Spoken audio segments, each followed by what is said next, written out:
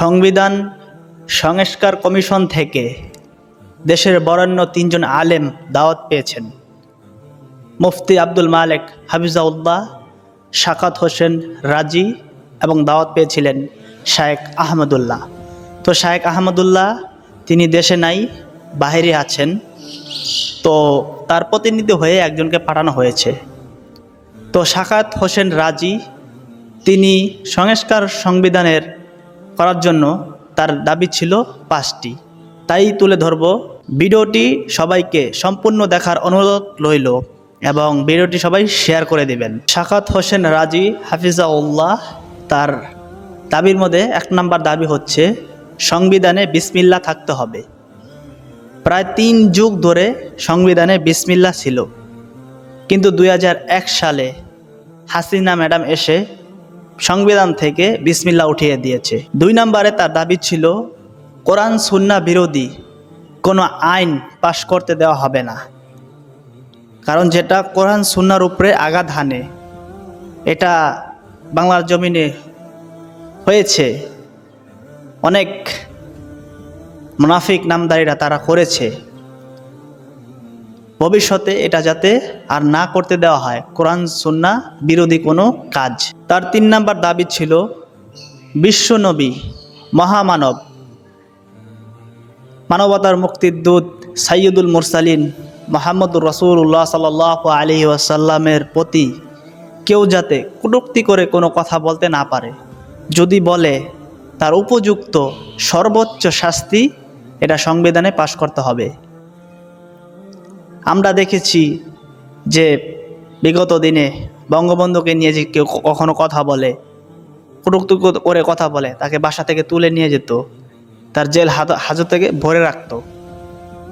কিন্তু যেই মানুষটা আপনার নবী, সকলের নবী, সারা বিশ্বজাহানের নবী মুহাম্মদ সাল্লাল্লাহু আলাইহি ওয়াসাল্লামের ব্যাপারে কোনো কটূক্তি করে কথা বললে কেউ রাষ্ট্রীয়ভাবে এগিয়ে আসে না, প্রতিবাদ করে না।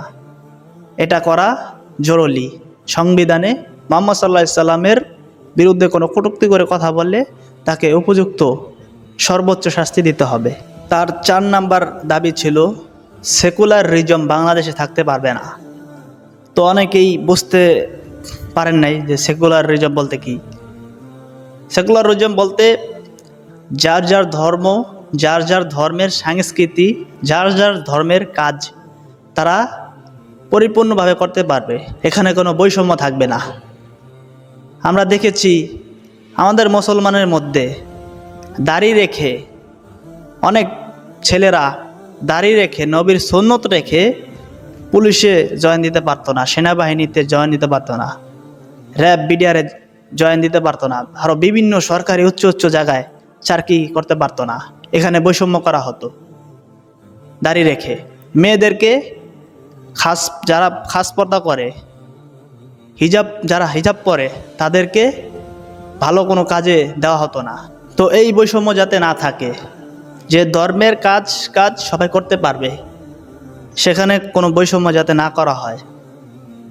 নবীর সুন্নাত তরিকায় যদি কেউ চলে তার জীবন ব্যবস্থা গোছাতে চায়, এখানে যাতে রাষ্ট্রীয়ভাবে বাধা না দেওয়া হয়।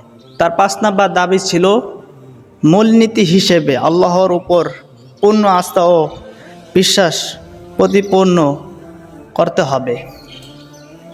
আল্লাহর প্রতি সবসময় পূর্ণ বিশ্বাস রাখতে হবে। এই তার 5টা দাবি ছিল। তো মেরে মহতারাম দোস্ত, ভাই, বুজুর্গ, এখানে এই 5টা দাবি যদি ইনশাআল্লাহ তাআলা রাষ্ট্রীয়ভাবে যদি করা হয়, ইনশাআল্লাহ এই দেশটা আফগানের মতো হয়ে যাবে, আফগানিস্তানের মতো। আল্লাহ তাআলা যেভাবে আফগানিস্তানে রহমত বারাকা দিয়েছেন, সবাই বাংলাদেশে আল্লাহ তাআলা রহম দিবেন, বারাকা দান দিবেন, সবাই মুমিন হয়ে যাবেন। এই জন্য মেরে মহতারাম দোস্ত, ভাই, বুজুর্গ, যে দাবিগুলো তারা জানিয়েছে, উঠিয়েছে, উপরের স্থলদেরকে বোঝার তৌফিক দান করুক এবং এই কাজের আঞ্জাম দেওয়ার তৌফিক দান করুক। যে যে দাবিগুলো রাখা হয়েছে, এই দাবিগুলো সংবিধানে সংস্কারে এই দাবিগুলো মেনে নেওয়া হোক। তো সবাই ভালো থাকবেন, সুস্থ থাকবেন। আজকে এ পর্যন্তই। আসসালামু আলাইকুম রহমতুল্লাহ তাআলা ওয়া বারাকাতুহু।